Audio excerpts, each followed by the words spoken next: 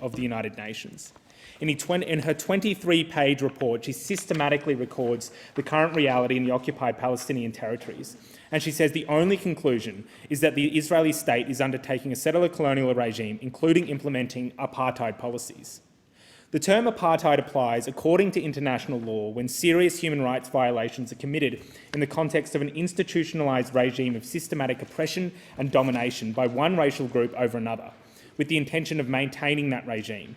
It is clear apartheid applies here when violations include discriminatory laws and policies, denial of equal nationality and status, harsh movement restrictions, massive seizures of Palestinian land and property, restrictions of the right to political participation and popular resistance, discriminatory underinvestment in Palestinian communities in Israel, and restrictions of the rights of Palestinian refugees to return to their homes in Israel and the occupied territories.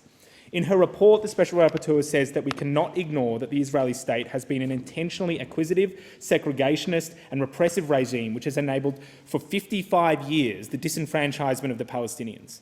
She notes these policies pursue the ultimate goal to consolidate minority rule over a native majority on lands usurped through force. She suggests a fundamental readjustment of the international community's approach to this situation, that we must, as we have with other processes of decolonisation around the world, focus on the self-determination of the colonised. She said that instead the international community has looked to peace processes based on negotiations. However, she says this whole framework is problematic. Israel's project over Palestinians has been a series of gross human rights violations. She goes on to say that a breach of international law should not be subjected to negotiations, as this would delegitimise what is illegal. Therefore, because of the illegality of the Israeli occupation, owing it to its prolonged, acquisitive and bad faith nature, the obligation of cessation of the occupation cannot in any way be conditioned on negotiations. There is also a practical reason, as well as an ideological one, of why the Middle East peace process and subsequent bilateral peacemaking attempts have proven ineffective. Politically mandated peace negotiations cannot succeed without resolving the Palestinians' enduring subordinate status. If we do not challenge Israeli settler colonial endeavours, then we cannot provide a basis for which Palestinian self-determination can be realised.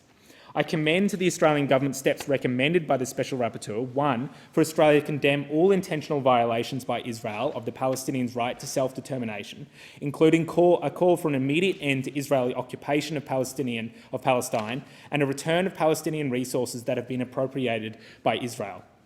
Acting to ensure Israel has international accountability, including in the International Criminal Court. That we review any business operating in Australia to ensure they are not complicit in the human rights abuses of Palestinians. To support this end, she recommends that the High Commissioner for Human Rights release, without delay, the updated databases of businesses involved in illegal settlements. Thank you.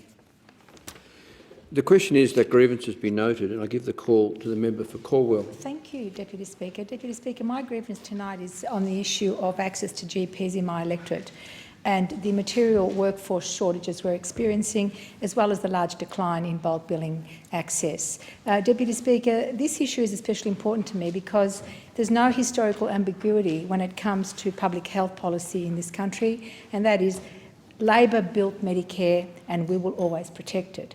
As we've all seen in communities right across Australia, after 9 long years of cuts to Medicare by the former coalition government, it's never been harder or more expensive to see doctors than it is now.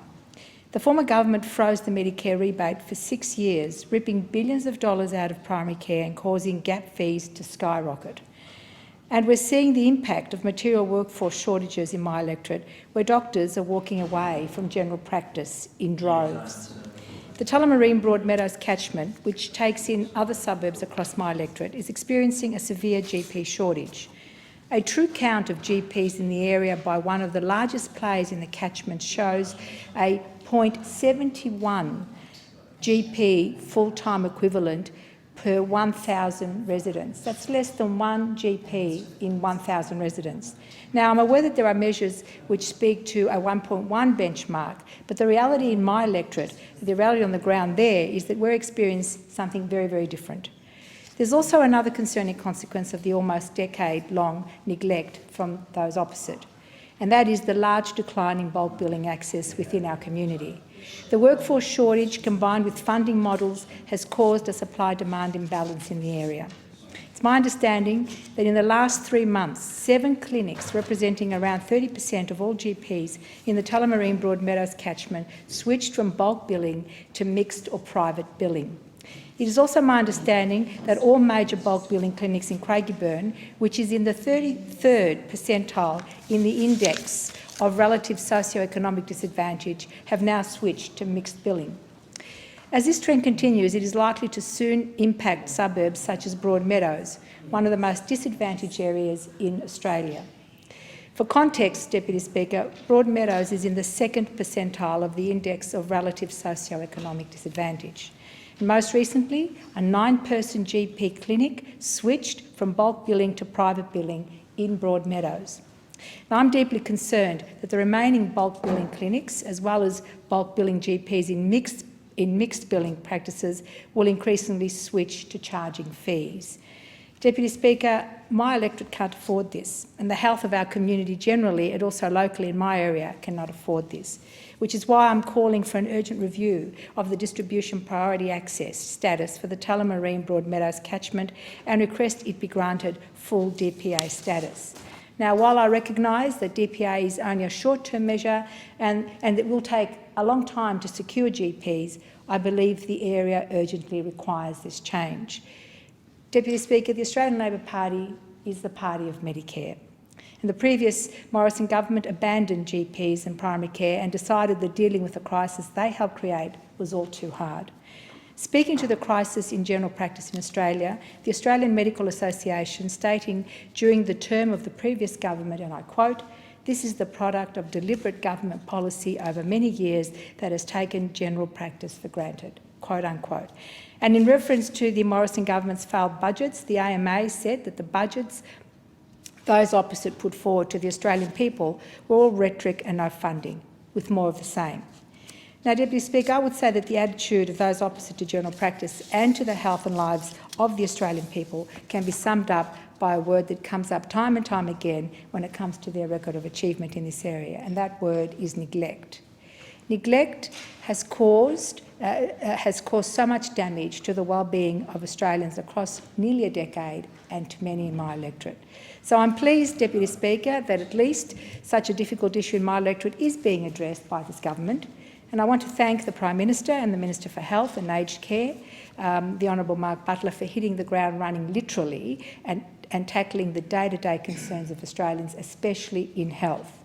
The Minister for Health is speaking of real investment into Medicare to start to deal with a real crisis in general practice, and which he has described as probably the most terrifying of a range of real pressures in the health system. This is a marker of a government that explains the reality as it is, and of a minister that is aware of the real state of crisis that general practice is in at this very moment. Now, contrast this to what I can only describe as the near decade of generalised neglect from those opposite. Now, we've committed to investing in general practice and to strengthening Medicare with almost $1 billion of investment.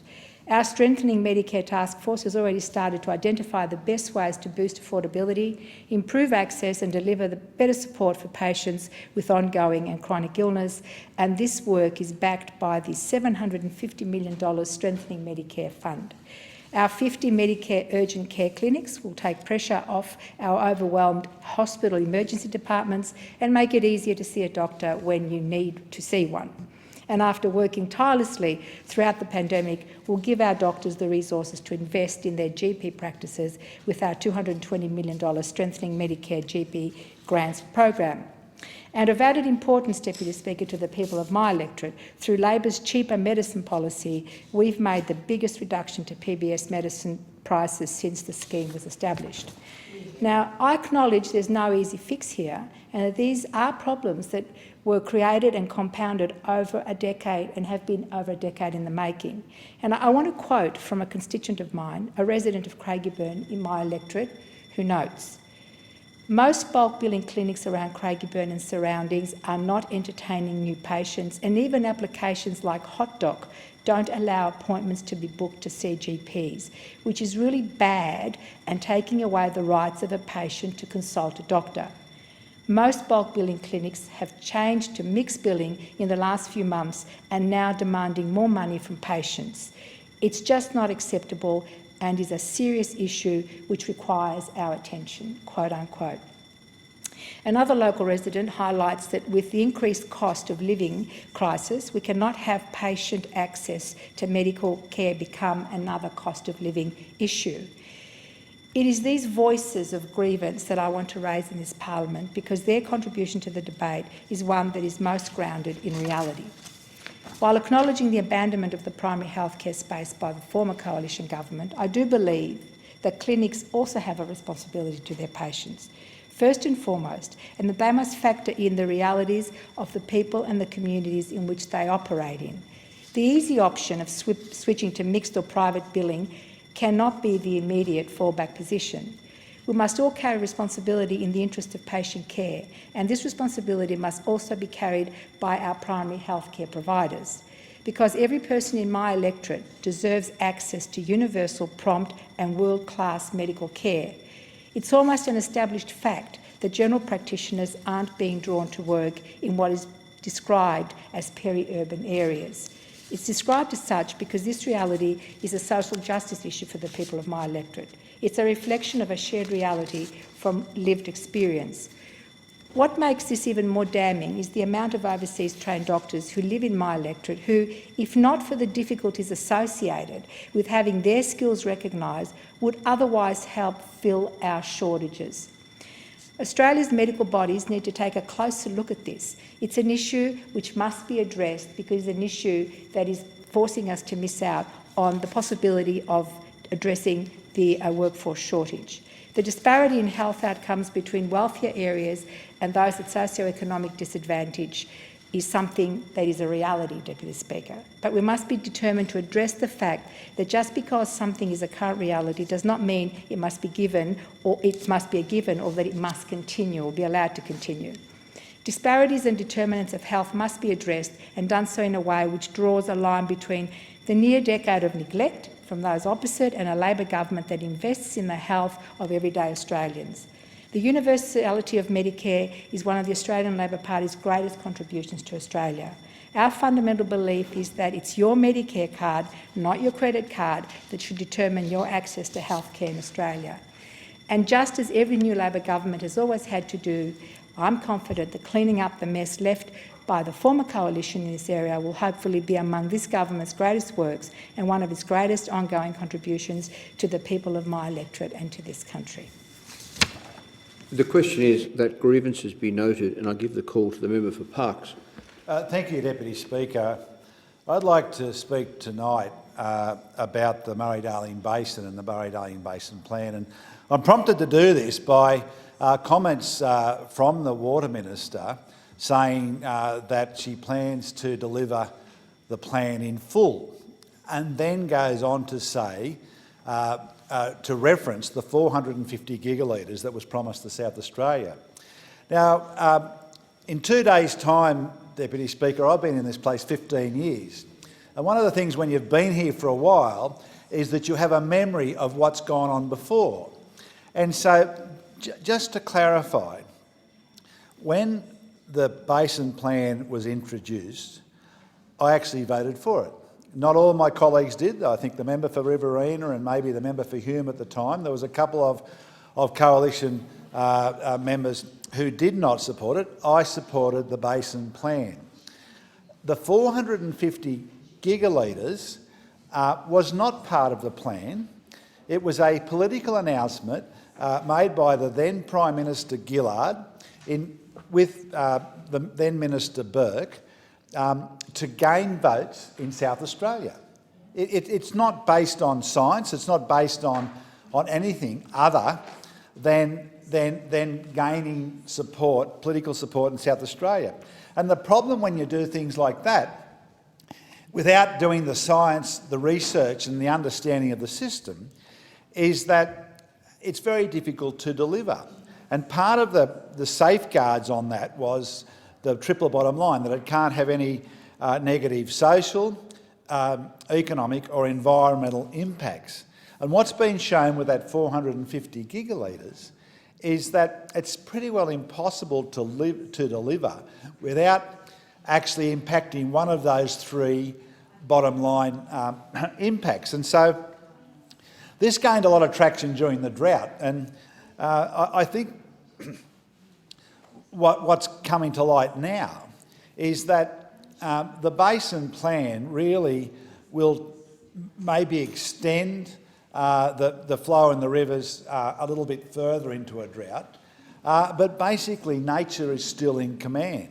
And when the drought really hit and there was no rain and there was no more water to come down, basin plan or no basin plan or an extra 450 gigalitres or not made no impact.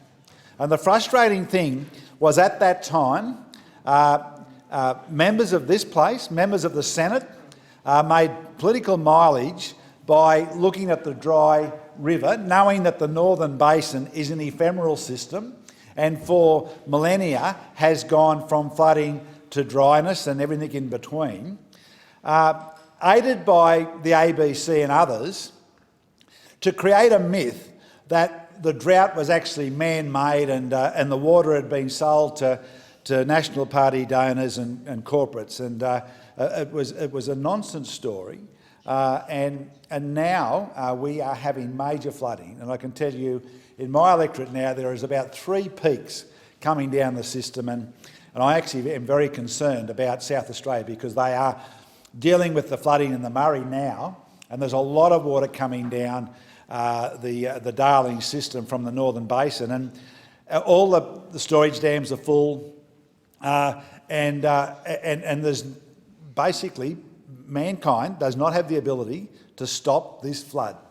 And so, while we are tinkering around the edges, Mother Nature is clearly in command, and as I speak, I represent a third of the basin, and every square inch of it at the moment is in flood. So, the storage dams and some of that did sort of help at the start, but once everything's full, it is full, and we are seeing, with the La Nina season, a very wet time. And so, in an attempt to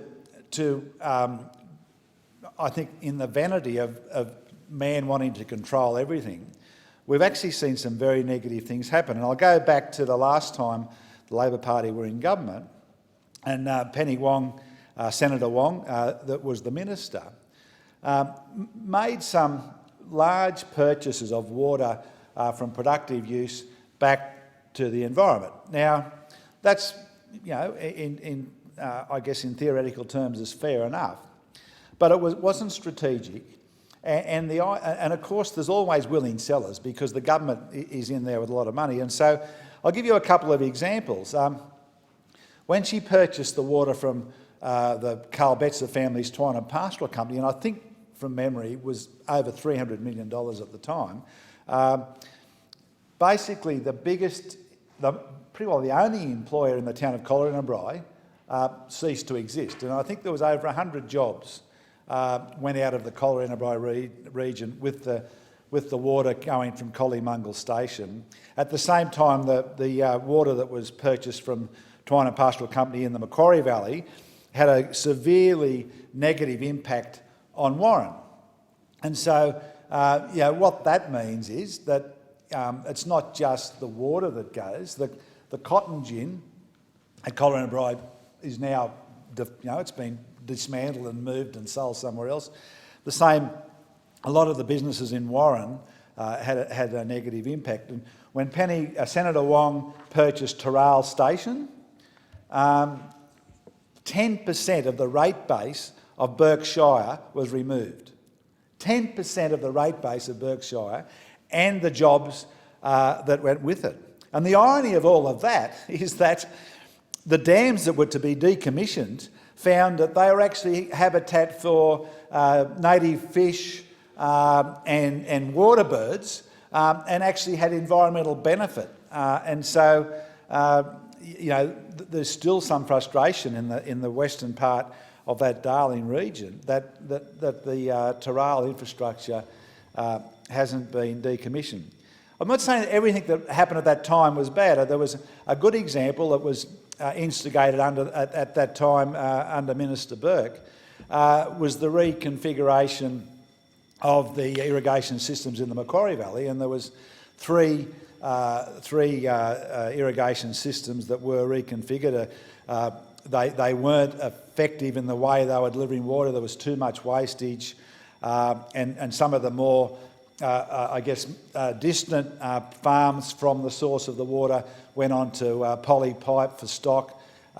There was money that was allocated to putting in trickle irrigation, centre pivots and the like. And the productivity of that region and the sustainability of that region is now much more improved through those processes. So I'm a firm believer in improving the efficiency and in our term in government. So we funded programs that helped deepen dams so that, farm dams, so that the irrigation losses were less. There was money that went in to help improve efficiency, whether that was lateral moves, centre pivots, over bank irrigation, some work to re-engineer irrigation farms. And so there was some real water savings made without impacting the productivity of the region. And so what concerns me now is that with indiscriminate buying of water, we will see the cotton gyms not being viable and the like. And so I wish we could just take the politics out of this. I think the Minister has been given a job to do, to tick the box that we're protecting the environment and saving the basin. And I think through lack of knowledge and understanding, ultimately we are going to see very, very negative impacts with this, because there are some projects that I'm supportive of, and I've been supportive of purchasing some of the licences along the interconnecting streams that come from Queensland into the Darling-Barwon system from northern New South Wales out of Queensland, which would help some of that connectivity of water that's already purchased. But they need to be very strategic with the idea of not cruelling entire communities by indiscriminate water buying just to tick the box on this. And so please be careful, because decisions now will impact these communities for now and evermore for, I believe, very negligible impact on the environment. The question is that grievances be noted, and I give the call to the member for Higgins. Thank you, Deputy Speaker. Listening to our First Peoples about what they want and crafting programs with their input is apparently a revolutionary concept that has not been tried. The Voice is about putting our First Peoples at the centre of decision-making. In medicine, we call this person-centred care. In government, then, it must be person-centred policy, and we need more of it across the board. The days of top-down policy making are over. And how does it start? With listening. I did plenty of listening as a doctor. As I said in my maiden speech, we need to listen to the front line. Those at the coalface, in this case our First Peoples and their communities, know the problems, and they also know the solutions. The top-down approach of the past has not delivered the results, but worse, it has increased the mistrust between our First Peoples and government. My constituents in Higgins rightly ask, what is the Voice? The Voice will be a permanent advisory to Parliament that aims to make a practical difference by putting our First Peoples at the centre of decision-making. It is about ending a long legacy of well-intentioned but ultimately futile programs and policies that have not delivered for First Peoples nor met the expectations of the wider community. Entities have been formed, then dissolved, only to be reformed in another guise. In the past 30 years, at a national level, there have been at least 7 representative organisations. Let's go through them. These included the National Aboriginal Consultative Committee from 1972 to 77, the National Aboriginal Conference from 1977 to 85, ATSIC from 1989 to 2005, the Council for Aboriginal Reconciliation from 91 to 2000, the National Indigenous Council from 2005 to 2007, the National Congress of Australia's First Peoples from 2009 to 19, and the Prime Minister's Indigenous Advisory Council from 2013 to 2019. This list does not include representative organisations at the state and territory level. Billions of taxpayer dollars have been spent, but the results speak for themselves. Statistics on education, housing, domestic violence and health that are a national disgrace. To paraphrase Einstein, we can keep doing the same thing over and over again, but don't expect a different result. So how do we repair trust and end the stagnation? Our First Peoples have shown us the way. It has been a long and arduous journey towards implementation of the Uluru Statement from the Heart. It was over 14 years ago, in 2007, that Prime Minister John Howard promised Indigenous recognition in the Constitution. 12 years since Prime Minister Gillard established a panel to guide discussions on constitutional recognition, and 6 years since First Nations people explained what they wanted that to look like through the Uluru Statement of the Heart.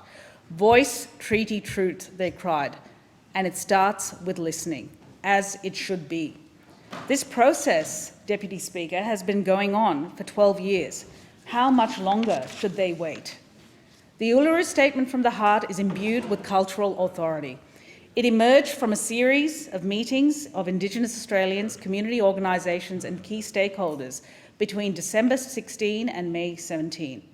This process, known as the dialogues, involving thousands of people from across the nation, discussed the structural problems facing our Indigenous communities, from health, housing, education, suicide, youth detention, domestic violence.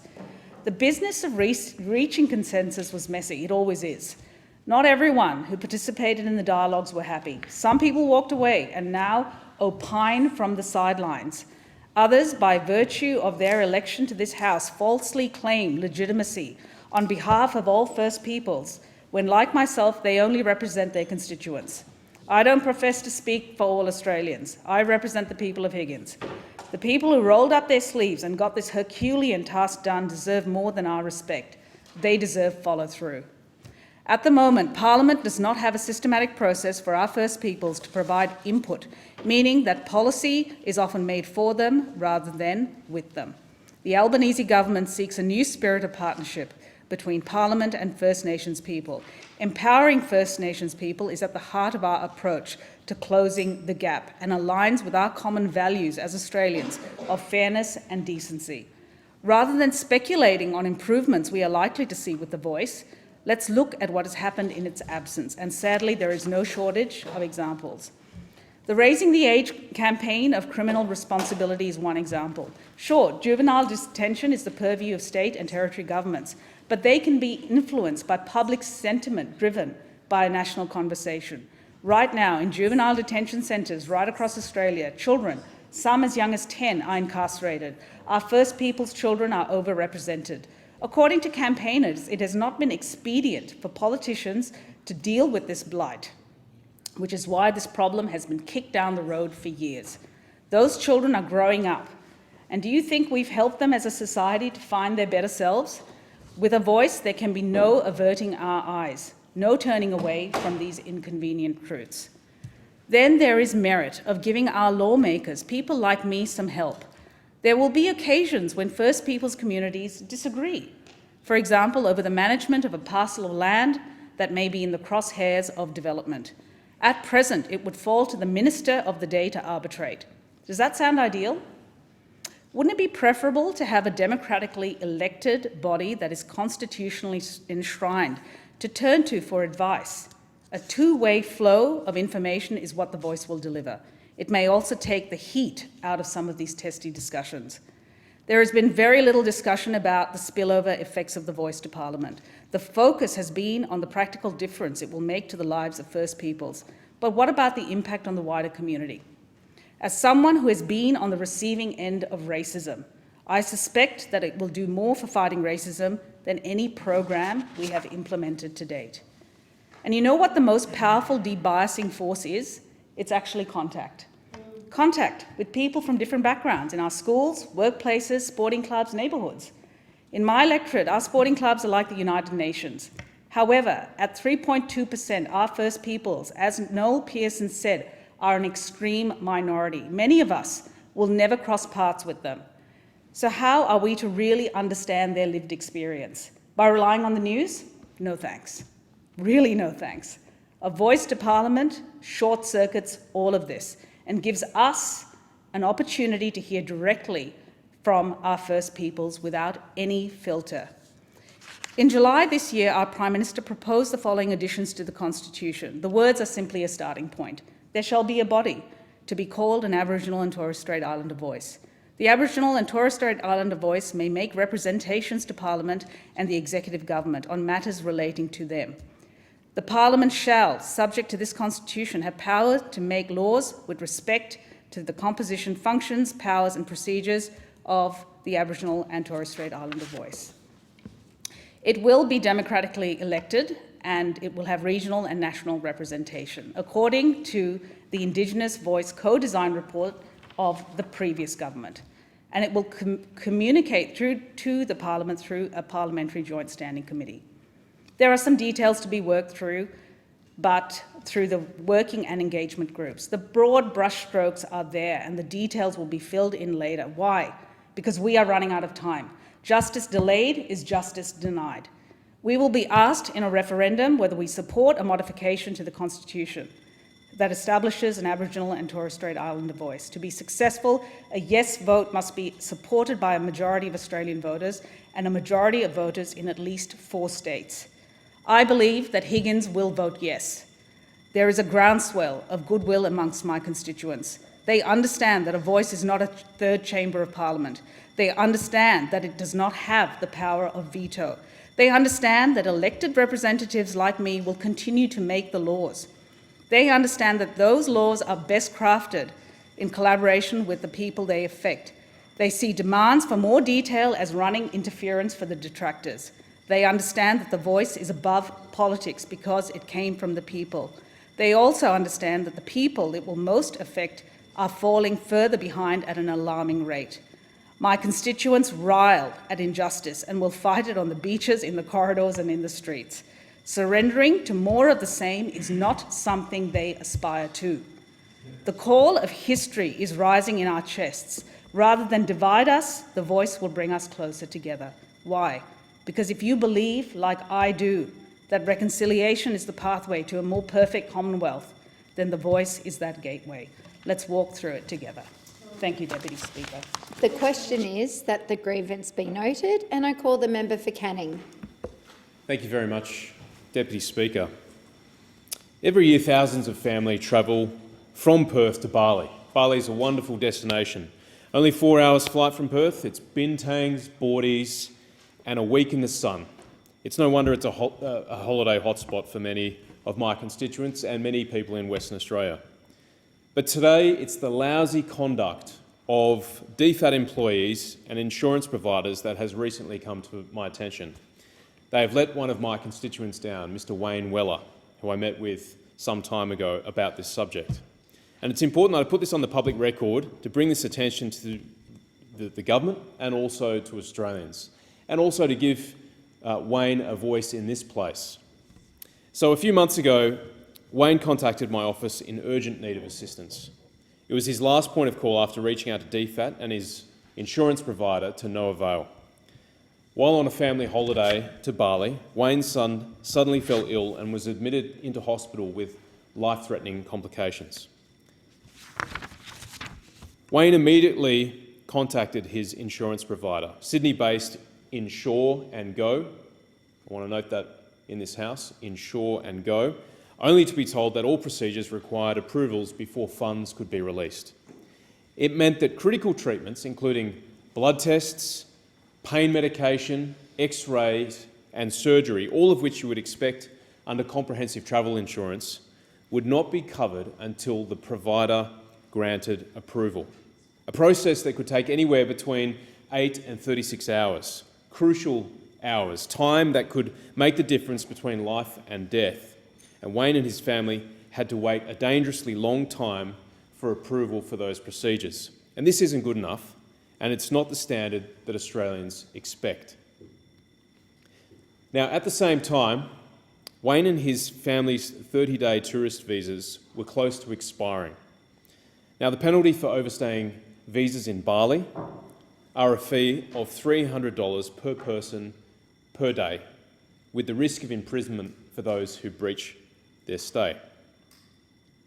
Now, desperate for assistance, Wayne contacted the Australian Consulate General in Bali. Any Australian travelling overseas has the right to access consular assistance, and they have every right to expect it to be good and timely. And it's not much, I don't think it's much at all to accept correct, up-to-date information from our officials abroad.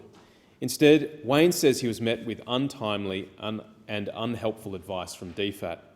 Wayne was told to show up at the airport, cash in hand, and expect to pay a fine, unless he was lucky enough to find a sympathetic immigration official who would help him out and let him off the hook. Again, this was lousy advice from Australian officials who should have known better. Now, I can't begin to imagine the distress Wayne must have felt upon receiving this advice, let alone in these circumstances. It was very, very expensive, the healthcare and also potentially having to pay his way for additional time in Bali to be with his son. So it was this troubling encounter that led Wayne to my office. My staff suggested that Wayne contact the Indonesian consulate in Perth to seek further advice about visa extensions. The Indonesian consulate responded promptly, advising that extensions were easy to obtain and only $150. And while my team was happy to assist Wayne and relieved that the matter was resolved, it raises the question, how did it get to this stage? How is it that the Indonesian consulate could assist Wayne from Perth, but the Australian consulate in Bali was incapable of providing the same simple yet crucial advice at a time of great distress for the Weller family when they needed it? It's important to note that the Wellers did everything right before travelling. They invested in comprehensive travel insurance and they were let down. And when they hit trouble, they contacted the Australian consulate, who also let them down. In the words of Wayne himself, and all Wayne wanted at the end of this was his voice recorded in this house. Wayne's voice. He said, "Every Australian agency that could possibly helped failed, and my family was left on its own and abandoned." Now, Deputy Speaker, thousands of Australians are travelling and continue to travel to Bali. According to Perth-based Indonesia Institute, more than 1.2 million Australians travelled to Bali pre-pandemic in 2019. I'm sure most believe the Australian consulate would do the right thing when they need it most, and sadly, this does not seem to be the case. Thankfully, Adam has been transported to Brisbane for further treatment, but he still faces a long road ahead to recovery, and I wish him all the very best. No Australian should feel abandoned by representatives from their own country in a time of need. And so my message today from this House, from Wayne, on behalf of Wayne and proudly as his representative, DFAT, do your jobs. Do your jobs. There are many who do their jobs, but for those who failed on that day, do your jobs and look after Australians when in need. I want to acknowledge the Indonesian consulate in Perth. Great friends. They did their job, they acted promptly, they helped the family in distress, and on behalf of Wayne, we are grateful for your assistance. So, finally, to insurance companies, if you let Australians down, we will name you in this place, as I have done. Wayne, I hope you feel satisfied that I have raised your voice in this place and warned other Australians who are travelling to Bali to make sure that they get their affairs in order before they go and that they know who to contact when they find themselves in a similar situation. Thank you, Deputy Speaker. The question is that the grievance be noted, and I call the member for Hawke. Thank you, Deputy Speaker. It's always a pleasure to stand in this chamber, a little bit higher than the other one in the building, for the airing of the grievances. Always reminded of Frank Costanza's great line, "I've got a lot of problems with you people, and now you're going to hear about them."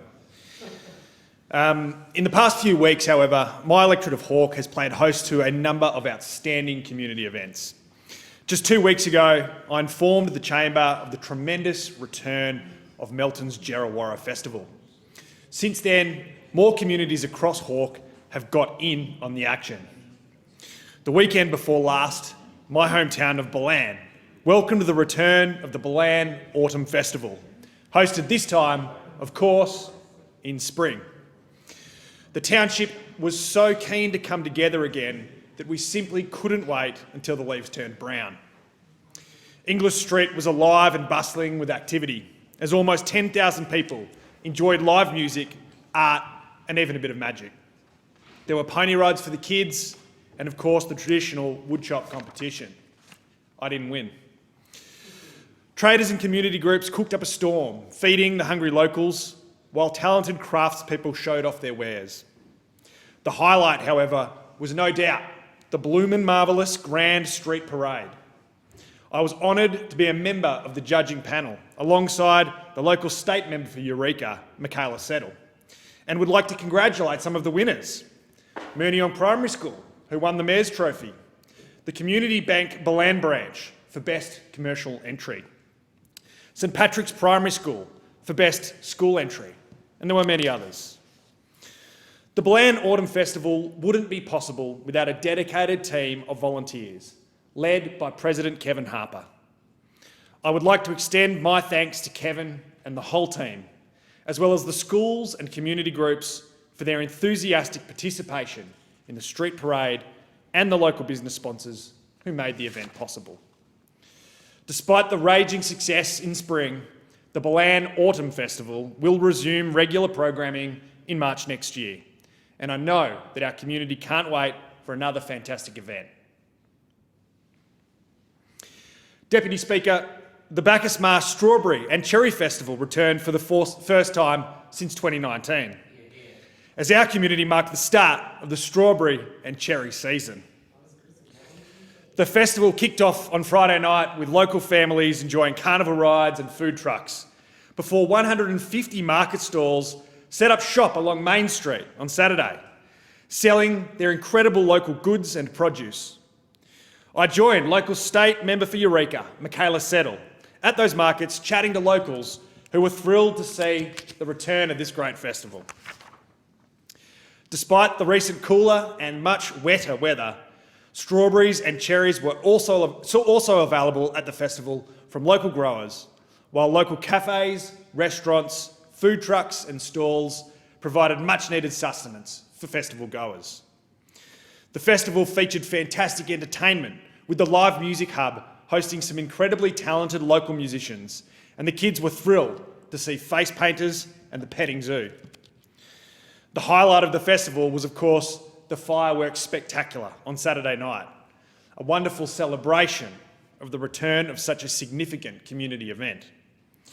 Thank you to the hundreds of local businesses and traders who contributed to the event, as well as the event organisers for putting together such an outstanding festival.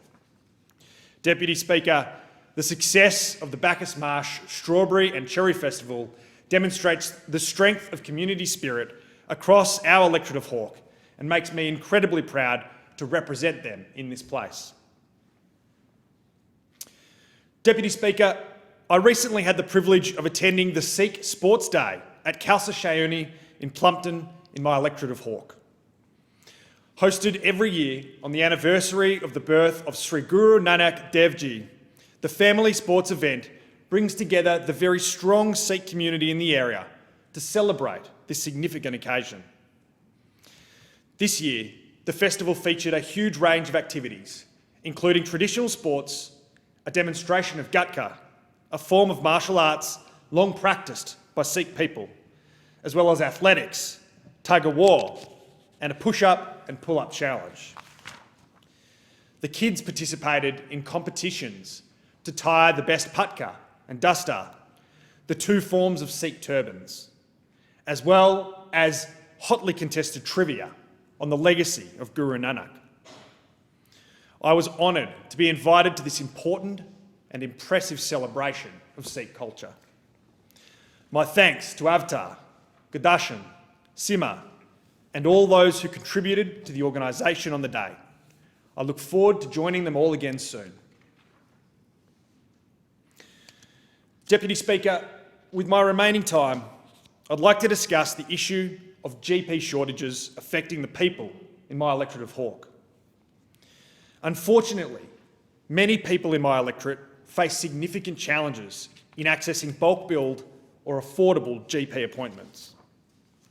In fact, after 9 long years of cuts and neglect of Medicare by the former Liberal government, it's never been harder or more expensive to see a doctor than it is now. The former government froze the Medicare rebate for 6 years, ripping billions of dollars out of primary health care and causing gap fees to skyrocket.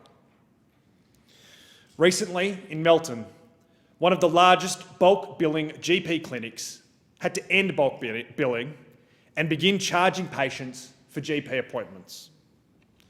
This was not a product of greed, but rather necessity in order to maintain some form of primary health care in that facility.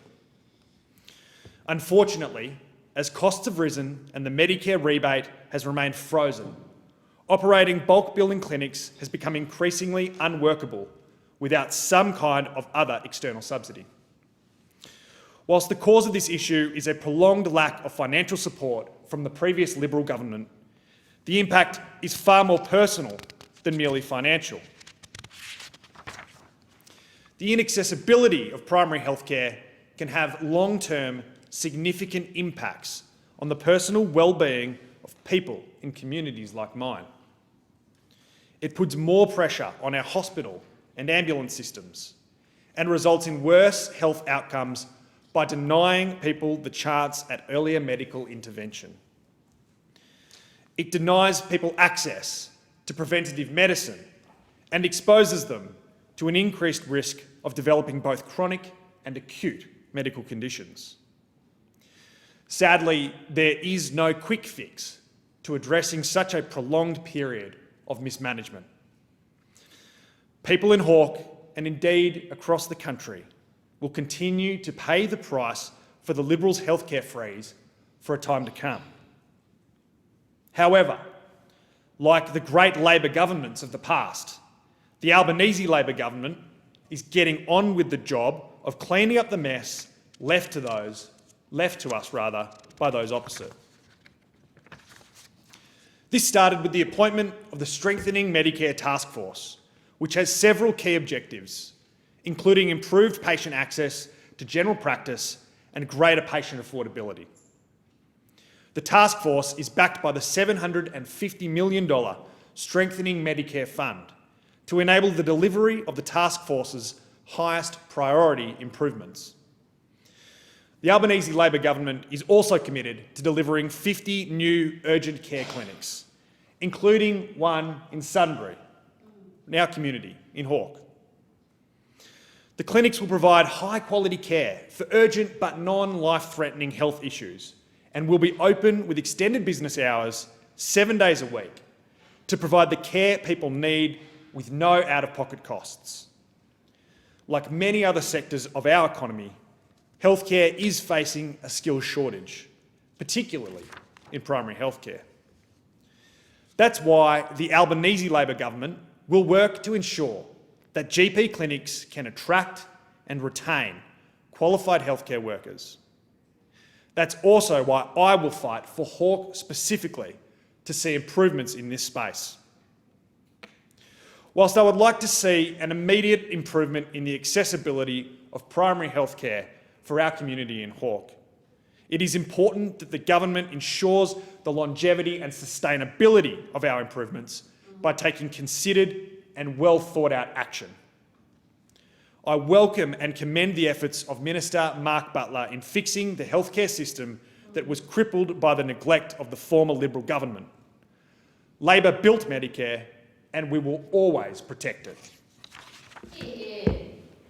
There being no further grievances, the debate is adjourned and the resumption of the debate will be made an order of the day for the next sitting.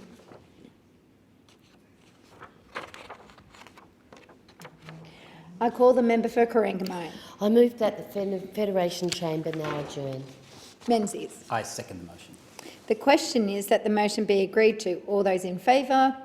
All those against? The Federation Chamber stands adjourned.